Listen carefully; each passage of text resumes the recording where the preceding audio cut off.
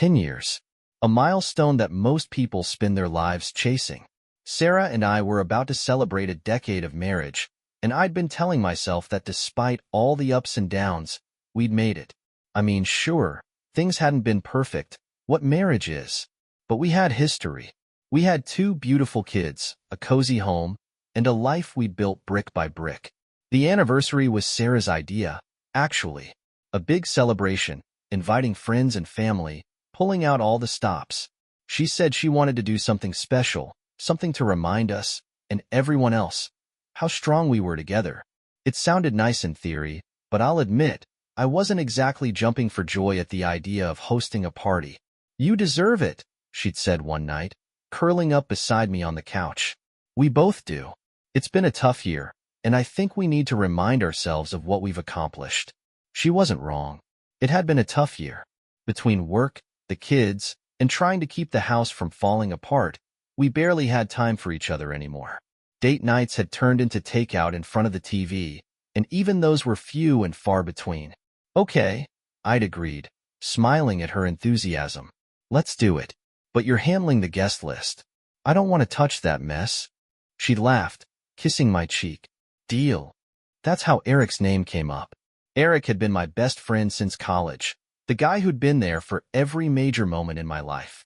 He'd been my best man at the wedding, standing next to me as I promised to love and cherish Sarah for the rest of my life. He'd moved out of town a few years ago for work, but we still kept in touch, texting and calling every now and then. When Sarah suggested inviting him, I jumped at the idea. It had been too long since I'd seen him, and I thought having him there would make the celebration even more special. "Eric?" "Of course," I'd said. "He's like family. He wouldn't miss this for the world." Sarah's smile had faltered for just a second, so quick I almost missed it. But then she nodded. "I'll reach out to him," she'd said, her voice light. Looking back, I can't believe I didn't notice it then. That tiny hesitation, the way she avoided my eyes.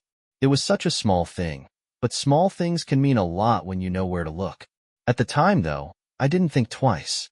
Why would I? Sarah and Eric had always gotten along. If anything, I'd been grateful that my best friend and my wife seemed to genuinely like each other. It felt like everything was falling into place for a perfect celebration. As the days went on, Sarah threw herself into planning. She was always busy, calling caterers, picking out decorations, finalizing the guest list. I'd never seen her so energized. "You're really into this, huh?" I teased one evening as she sat at the kitchen table, scrolling through her phone. She looked up, smiling. "I just want it to be perfect." "You deserve that, Mark." "We both do." Her words warmed me, but there was something in her tone that I couldn't quite place. A nervousness, maybe? Or excitement? At the time, I couldn't tell. Meanwhile, I focused on my own tasks, booking the venue, arranging for the kids to stay with my mom during the party, and trying to wrap my head around the idea of being married for a full decade. I kept thinking back to our wedding day. The way Sarah had looked at me as she walked down the aisle, the way Eric had clapped me on the back before the ceremony and told me, "You're a lucky man." It felt like a lifetime ago. The night before the party, Sarah was practically glowing. She stayed up late, going over last-minute details, while I watched TV in the living room. "You coming to bed soon?" I called out after a while. "Just a few more things to finish," she replied, not looking up from her laptop. I smiled, shaking my head. She was always like this, so determined, so focused. It was one of the things I loved about her. Little did I know, that same determination was hiding something I wasn't ready to face. The day Eric arrived, the house was already buzzing with activity. Sarah had spent the entire morning running around, making sure everything was perfect. The caterers were coming in and out, the decorations were going up, and even the kids seemed swept up in the excitement. I stood in the driveway, waiting as Eric's black SUV pulled in. The man who stepped out was the same Eric I remembered, tall, athletic, with that effortless charm that seemed to put everyone at ease. He grinned when he saw me, spreading his arms wide. "Mark," he said, pulling me into a bear hug. "Man, it's been too long." "Tell me about it," I said, laughing as I clapped him on the back. "Good to see you, buddy." He looked around, nodding approvingly. "The place looks great." You've done well for yourself. Well, Sarah's the one who keeps it all together, I said, motioning toward the house. As if on cue, Sarah appeared at the front door, a bright smile on her face. Eric, she said, her voice warm. She walked over, hugging him briefly. It's so good to see you. You too, Sarah, he said, his tone easy. I couldn't help but feel a swell of pride. Here were two of the most important people in my life, and they genuinely got along. It was rare, I thought, to have a best friend and a spouse who were so comfortable around each other. Come on in, Sarah said, leading the way inside. Eric settled in quickly, dropping his bag in the guest room and helping himself to a beer from the fridge. The three of us sat in the living room, catching up on old times. He told stories about his travels, his work, and the people he'd met along the way. And what about you too? He asked, leaning back on the couch. 10 years of marriage. That's impressive. What's the secret? Patience, Sarah said with a laugh, glancing at me. Beer, I said, holding up my bottle. Eric laughed, shaking his head. You two haven't changed a bit. But as the evening wore on, I started noticing things I hadn't seen before. Little moments that felt off. It was the way Sarah laughed at his jokes, a little too freely. The way she touched his arm when she spoke to him, a gesture that seemed too familiar. The way his eyes lingered on her when he thought I wasn't looking. I tried to brush it off. They were friends, after all. Eric had been a part of our lives for years. Of course, they were comfortable around each other. But still, something about it didn't sit right. Later that night, after Eric had gone to bed, I mentioned it to Sarah. You and Eric seem close, I said casually as we got ready for bed. She paused for a moment, her back to me as she folded a shirt. He's your best friend, Mark. Of course we're close. We've known each other for years. Yeah, I know, I said, sitting on the edge of the bed. It's just, I don't know. He seems different this time. She turned to look at me, her expression softening. You're overthinking it. Eric's the same guy he's always been. Maybe, I said, forcing a smile. But as I lay in bed that night, staring at the ceiling, I couldn't shake the feeling that something was changing. The next morning, I woke up to the sound of laughter coming from the kitchen. When I walked in, I found Sarah and Eric sitting at the table, coffee mugs in hand, laughing about something I hadn't been there to hear. Morning, I said, trying to sound casual. Morning, Sarah said brightly, standing up to pour me a cup of coffee. Eric grinned. We were just talking about that camping trip back in college. Remember when you tried to fish with a stick and some string? I chuckled, shaking my head. Yeah, and I still managed to catch something, didn't I? A boot, Eric said, and they both laughed. I joined in, but the uneasy feeling in my chest didn't fade. As the day went on, Eric fell seamlessly into our routine. He played with the kids in the backyard, helped me fix a leaky faucet in the bathroom, and charmed Sarah with stories about his travels. But every now and then, I'd catch a glance between them, a look that lingered just a second too long. And every time, it felt like a punch to the gut. That evening, as I sat on the porch with a beer in hand, Eric came out to join me. Thanks for letting me crash here, he said, sitting down beside me. Of course, I said, forcing a smile. Your family. He nodded, staring out at the yard. You've got a good life here, Mark. A great wife, great kids. You're lucky. I know, I said, my voice quieter. But as I looked over at him, I couldn't help but wonder. Was he thinking the same thing I was? The days that followed felt like walking on a tightrope. Eric was everywhere. Helping in the yard, playing with the kids, sitting on the couch late into the night swapping stories with Sarah. At first, I convinced myself that I was just being paranoid. He was my best friend. After all, Sarah was my wife. There was no way something was going on between them. But the little things started adding up. One morning, I walked into the kitchen to grab my coffee and found Sarah and Eric sitting at the table. They were huddled close together, their voices low.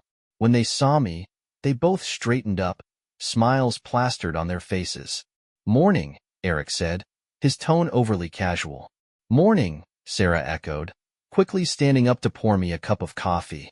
What's going on? I asked, glancing between them. Nothing, Sarah said, too quickly. Just talking about the anniversary party. Her answer didn't sit right with me, but I didn't push it. Not then. Later that day, I caught Sarah texting on her phone, a faint smile playing on her lips. When I walked into the room, she quickly locked the screen and set the phone face down on the counter. "Who's that?" I asked, keeping my tone light. "Just the caterer," she said, not meeting my eyes.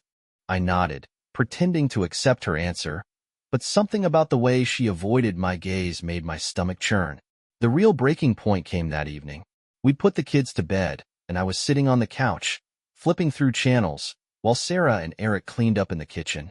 Their laughter carried into the living room, light and easy, like they were sharing a private joke. I muted the TV, straining to hear their conversation. "You really haven't changed," Eric said, his voice low and teasing.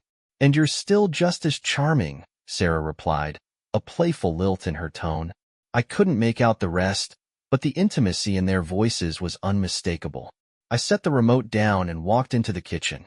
They both turned to look at me, their expressions quickly shifting to something more neutral. "What's so funny?" I asked, forcing a smile. "Nothing," Sarah said, her tone a little too cheerful. "Eric was just telling me about one of his old college pranks." Eric nodded, leaning casually against the counter. "You know me.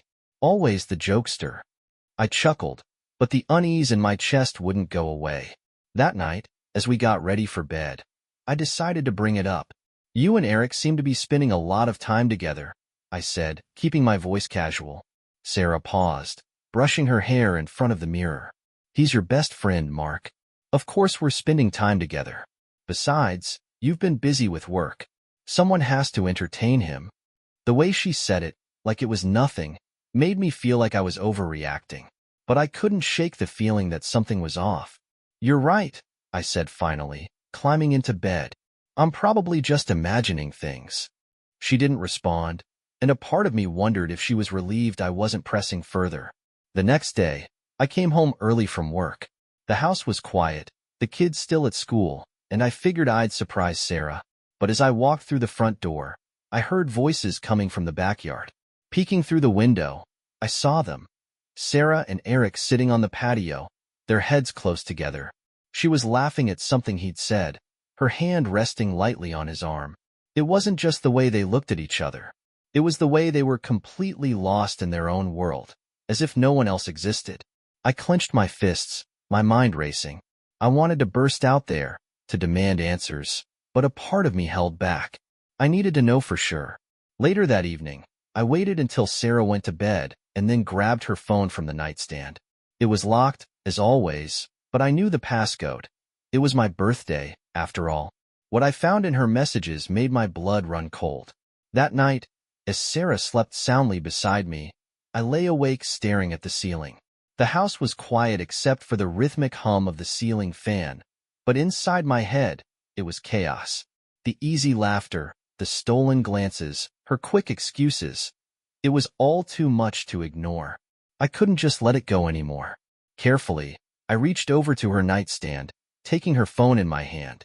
My heart was pounding as I typed in the passcode. It unlocked easily, and for a moment, I hesitated. Did I really want to do this? Did I want to open Pandora's box and risk finding something I couldn't unsee? But the image of Sarah and Eric sitting so close on the patio earlier that day kept flashing in my mind. I had to know. I opened her messaging app first. At first glance, everything seemed normal. Chats with her sister, the group text with the kids' school. But then I scrolled further and found a conversation with Eric buried toward the bottom. She tried to cover her tracks, archiving the messages, but they were still there. I opened the thread, and the first message hit me like a punch to the gut. "Eric, today was perfect. I couldn't stop thinking about you afterward." I clenched my jaw, scrolling through the rest of the messages.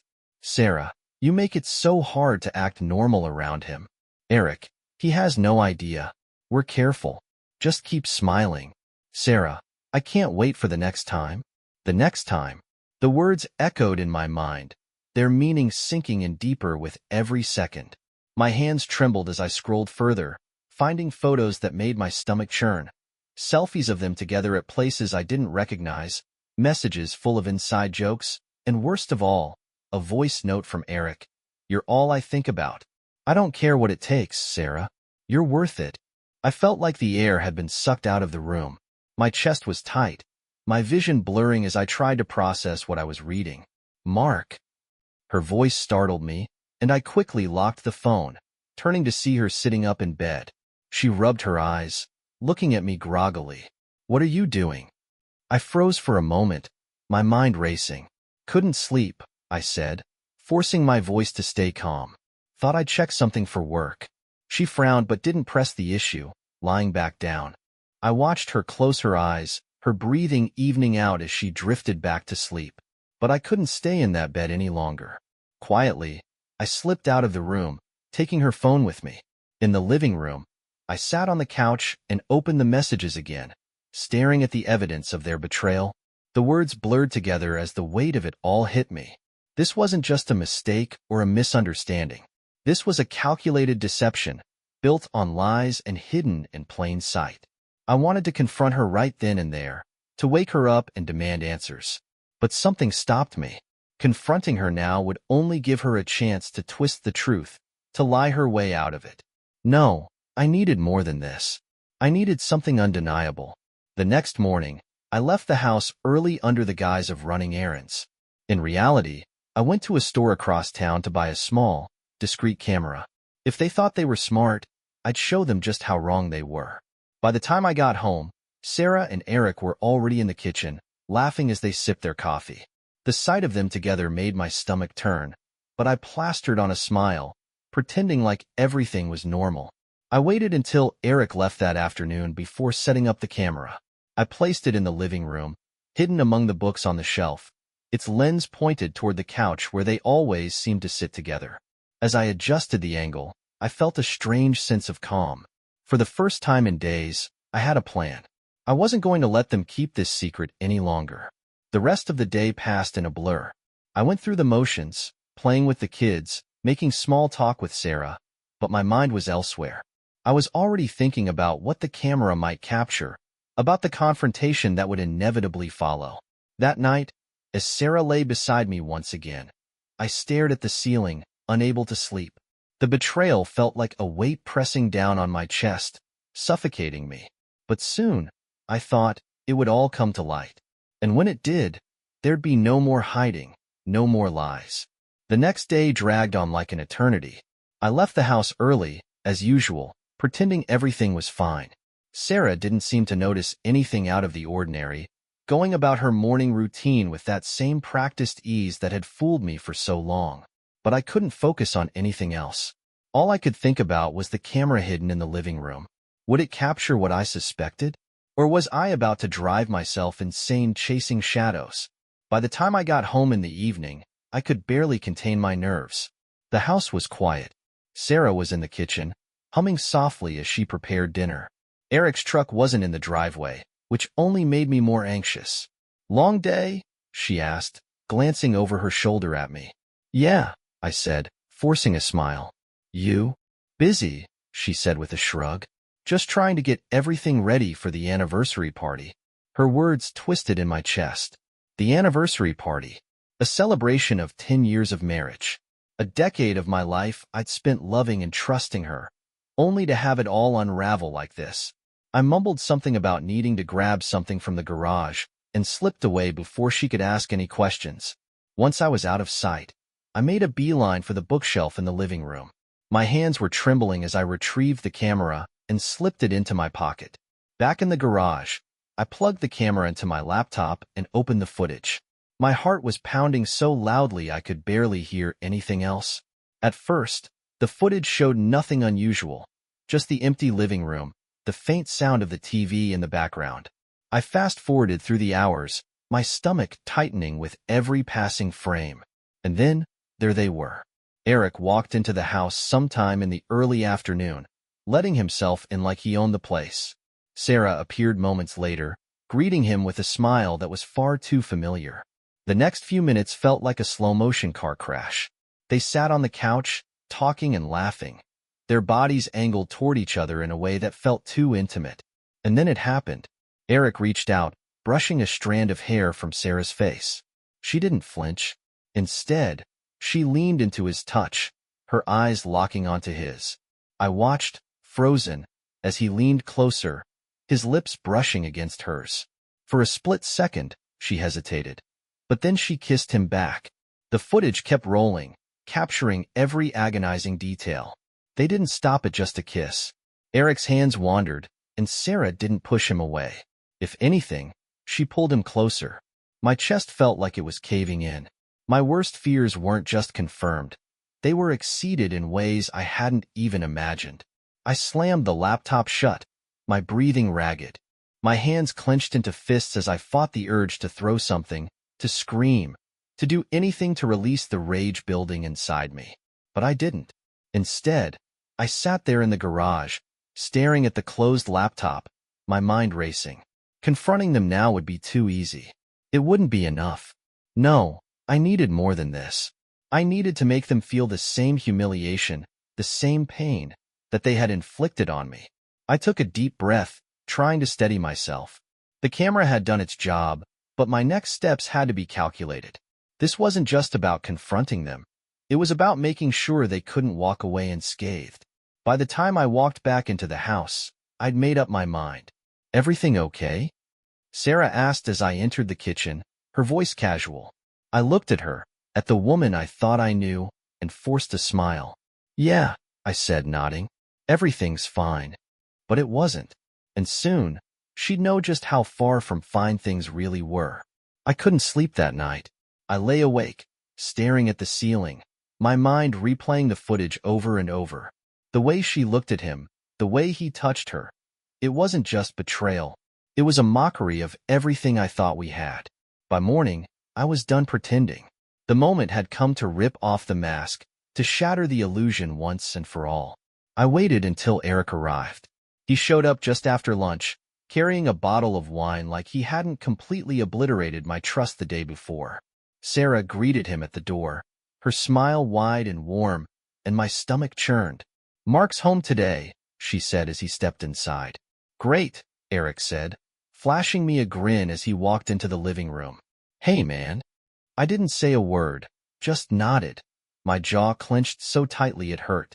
Sarah brought out snacks, acting as though everything was normal. They sat on the couch, laughing and chatting, their bodies angled toward each other in that all-too-familiar way. My blood boiled, but I forced myself to stay calm. It wasn't until the kids went upstairs to play that I made my move. "I need to talk to both of you," I said, standing in the doorway of the living room. They both turned to look at me, their laughter dying down. Sarah's smile faltered, and Eric raised an eyebrow. "Everything okay?" Eric asked, his tone casual. "No," I said, stepping into the room. "Everything's not okay." I walked over to the coffee table and placed my laptop down with a deliberate thud. Both of them watched as I opened it and clicked on the folder containing the footage. "Mark, what are you doing?" Sarah asked, her voice tinged with nervousness. "Just watch," I said, my tone cold. I hit play. The room fell silent as the footage played out. Sarah's face went pale, her hands trembling as she stared at the screen. Eric shifted uncomfortably, his usual confidence evaporating.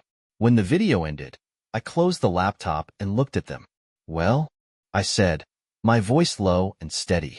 "Do you have anything to say for yourselves?" "Mark," Sarah started, her voice breaking. "Don't," I snapped, cutting her off. "Don't you dare try to explain this away." She buried her face in her hands, sobbing. Eric stood up, holding his hands out in what I could only assume was meant to be a calming gesture. "Mark, listen," he said, his voice placating. "It's not what it looks like." I let out a bitter laugh, shaking my head. "Not what it looks like? Are you serious?" "I saw everything, Eric. Everything." He opened his mouth to respond, but I didn't let him. "You were supposed to be my best friend," I said, my voice rising. "You stood next to me at my wedding. You told me I was lucky to have her. And all this time, you've been sneaking around behind my back?" "Mark, please," Sarah said through her tears. "It wasn't supposed to happen." "Don't," I said, glaring at her. "Don't you dare make excuses." "How long, Sarah? How long has this been going on?" She hesitated, her shoulders shaking. "How long?" "Since before the wedding," she whispered. The words hit me like a physical blow. I stumbled back, my chest heaving as I tried to process what she just said. Before the wedding, I repeated, my voice hollow. You've been lying to me from the start. I didn't mean for it to get this far, she sobbed. Eric tried to step closer, but I pointed at him, my voice sharp. Don't. You've done enough. Get out of my house. Mark, Get out. I shouted, my voice echoing through the room. He hesitated for a moment, then grabbed his jacket and walked out, his head hanging low. I turned to Sarah, my fists clenched at my sides. And you, I said, my voice shaking with anger. I don't even know who you are anymore. She didn't say anything, just sat there, her face buried in her hands. Without another word, I walked out of the room, slamming the door behind me. My heart was racing, my thoughts spiraling as I tried to figure out what to do next. All I knew was that everything had changed. The house was quieter than it had ever been. The confrontation had drained every ounce of energy from me, leaving behind a hollow, numb ache. Sarah stayed in the living room, her sobs muffled through the walls, but I couldn't bring myself to care. For the first time in our marriage, I didn't want to comfort her. I didn't want to understand her. I spent the night on the couch, staring at the ceiling, replaying every moment of the last 10 years in my mind. How many times had I been blind? How many times had she lied to my face while I trusted her completely? The thought made my stomach turn. The next morning, Sarah came into the kitchen, her face pale and her eyes swollen from crying. She looked at me like she was searching for something. Sympathy, forgiveness, maybe even hope. But I had none of those things left to give. Mark, she said softly, her voice trembling. We need to talk. I didn't look up from my coffee. There's nothing to talk about. Please, she said, sitting down across from me. I know I messed up. I know I hurt you. But I never stopped loving you. I laughed bitterly, shaking my head. You don't get to say that. Not after everything. She reached for my hand, but I pulled away. I made a mistake, she said, tears streaming down her face. I was selfish, and I didn't think about how much it would hurt you. But I swear, it didn't mean I didn't love you. You call years of lying and sneaking around a mistake? I snapped, finally looking at her. You betrayed me. You betrayed our marriage. And you're trying to tell me it didn't mean anything? Then why do it at all, Sarah? Why? She broke down again, burying her face in her hands. I don't know, she sobbed. I don't know, Mark. I was lonely, and Eric was there, and I let it happen. I let it go too far. I stood up, the chair scraping loudly against the floor. Too far? You let it go too far before the wedding. This wasn't a mistake, Sarah. This was a choice.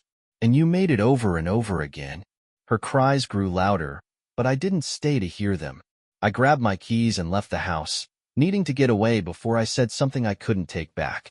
I drove aimlessly for hours, my thoughts spiraling. Anger, sadness, confusion. It all churned inside me, making it impossible to focus. Every time I thought about going home, I pictured her face, her tears, and the weight of it all crushed me again. Eventually, I ended up at a bar on the outskirts of town. It was quiet, the kind of place where nobody asked questions. I ordered a drink and sat at the corner of the bar, staring into the amber liquid like it held the answers I couldn't find. Rough day? The bartender asked, his voice breaking the silence. You could say that, I muttered, taking a sip. Want to talk about it? He asked, wiping down the counter. I shook my head. Not really. He nodded, leaving me alone. I stayed there until the sun started to set, the weight of my thoughts pressing down on me like a heavy blanket. When I finally left, I still didn't know what I was going to do. When I got home, Sarah was sitting on the couch, her eyes red and puffy. She looked up as I walked in, her face full of fear and regret. Mark, she said softly. I'm filing for divorce, I said, my voice flat. Her face crumpled, and she let out a choked sob. Please, she said, standing up. Please, don't do this. We can work through this. We can go to therapy. We can? No, I said firmly. This isn't something you fix with therapy, Sarah. You destroyed everything we had. There's no coming back from that. She collapsed onto the couch, her sobs filling the room. I walked past her, heading upstairs to pack a bag. I couldn't stay in that house, not with her. As I packed, I thought about the kids. How was I going to explain this to them? How could I tell them that their mother wasn't the person we thought she was? By the time I finished packing, it was dark. I left without saying another word, driving to a friend's house on the other side of town. That night, as I lay on his couch, I stared at the ceiling and wondered how I'd let it get this far. How I'd missed all the signs, ignored all the red flags. But I also felt a strange sense of relief. For the first time in years, I wasn't living in a lie. And that, at least, was a start. The days that followed were a blur of paperwork, phone calls, and cold, hard reality. Filing for divorce was easier than I thought it would be. Maybe it was because Sarah didn't fight me on it, or maybe it was because I had all the evidence in the world to justify my decision. Either way, the process moved quickly. But as much as I wanted to put it all behind me, there was one thing I couldn't let go of: the need for revenge. It wasn't enough for them to know they'd hurt me. They needed to feel the weight of their betrayal. They needed to understand what it was like to have everything they'd built come crashing down. I started with Eric. It didn't take long to dig into his life. I knew where he worked, who he socialized with, and the image he'd cultivated over the years. Eric was one of those guys who thrived on being seen as the golden boy. Successful, charming, the guy everyone wanted to be around. But I had something he didn't: the truth. I compiled every piece of evidence I had: the texts, the photos, the video footage, and sent an anonymous email to his employer. I knew his company had a strict code of ethics, and I made sure they saw exactly what kind of man they were employing. It didn't take long for the fallout to begin. Within days, Eric was called into a meeting with HR, and by the end of the week, he was let go. His spotless reputation was tarnished, and word spread quickly through his professional network. But I wasn't done yet. I reached out to some of our mutual friends, the ones who'd always looked up to Eric like he was some kind of hero. I made sure they saw the evidence too: the betrayal, the lies, the way he'd stomped all over the friendship we'd built. The responses were exactly what I expected: shock, anger, disbelief.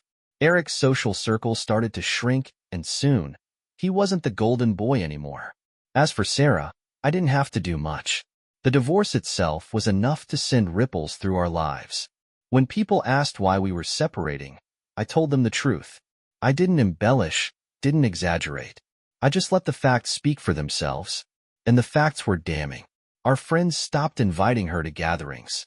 Her family, people I'd been close to for years, started asking questions she couldn't answer. The perfect image she'd worked so hard to maintain began to crumble, and I didn't lift a finger to stop it. But the hardest blow came when I fought for custody of the kids, and won. It wasn't just about revenge. It was about protecting them. I couldn't let them grow up in a house built on lies. I couldn't let them think that kind of betrayal was normal. Sarah begged me to reconsider. She cried, pleaded, promised she'd change. But it was too late. The damage was done, and I wasn't going to let her manipulate me anymore. Walking out of the courtroom that day, with full custody granted to me, I felt a strange mix of emotions. There was relief, of course, but also sadness. No matter how justified my actions were, there was no denying that our family had been torn apart. Still, I knew it was the right decision. By the time the dust settled, both Sarah and Eric had lost everything they thought they could keep hidden. And while it didn't erase the pain they'd caused, it gave me a sense of closure I desperately needed. For the first time in months, I could finally start looking forward instead of back. The months following the divorce were some of the hardest of my life, but they were also the most revealing. I'd spent so much time wrapped up in Sarah's betrayal, in Eric's lies, that I hadn't stopped to think about what came next. For the first time in years, my life was my own again, and I didn't know what to do with it. The house felt different without Sarah. The spaces she used to fill with her presence were now empty, but that emptiness wasn't unwelcome. It was like a clean slate, a chance to start over. The kids adjusted faster than I expected. I thought the separation would hit them harder, but they were resilient in ways I hadn't anticipated. We developed new routines: movie nights on Fridays, pancakes every Sunday morning, trips to the park when the weather was nice. It wasn't perfect, but it was ours. One day, As I was cleaning out the garage, I found a box of old photos. Inside were snapshots of our life together, vacations, holidays, birthdays. At first, I wanted to throw them away, to erase every trace of Sarah from my life. But as I looked through the pictures, I realized something. Those moments were real. They weren't tainted by what came later. I decided to keep the photos, not for her, but for the kids. They deserved to have those memories, even if the person in them had betrayed me. Therapy became a lifeline. At first, I was hesitant to go, afraid to open up about everything I'd been through. But my therapist, Dr. Lewis, had a way of cutting through my defenses. She didn't judge me or try to rush my healing. She just listened. "You've been through hell," she said one session, "but you're still here. That says something." I started to believe her. I threw myself into rebuilding my life. I focused on my job, taking on projects I'd been putting off for years. I joined a local hiking group, reconnecting with nature and finding peace in the quiet of the trails. I even started volunteering at a community center, helping other people navigate their own challenges. It was during one of those volunteer shifts that I met Claire. She was dropping off donations for a fundraiser, her laugh carrying across the room as she joked with one of the staff. There was something about her energy that drew me in, something genuine and unguarded. We started talking, and before I knew it, we were making plans to grab coffee. It wasn't a whirlwind romance. It was slow, steady, and grounded in mutual respect. She knew about my past, about the betrayal and the pain, and she never judged me for it. One evening, as we sat on my back porch watching the sunset, Claire turned to me. "Do you ever think about what happened? About her?" "Sometimes," I admitted, "but not as much as I used to. It doesn't hurt the way it did before. I've moved on." She smiled, resting her head on my shoulder. "Good. You deserve to." And for the first time in years, I believed her. The past would always be a part of my story, but it didn't define me anymore. I'd faced betrayal, heartbreak, and loss, but I'd come out stronger on the other side. As I looked out at the horizon, the sky painted in shades of orange and pink, I felt something I hadn't felt in a long time: hope. Life wasn't perfect, but it was mine, and that was enough.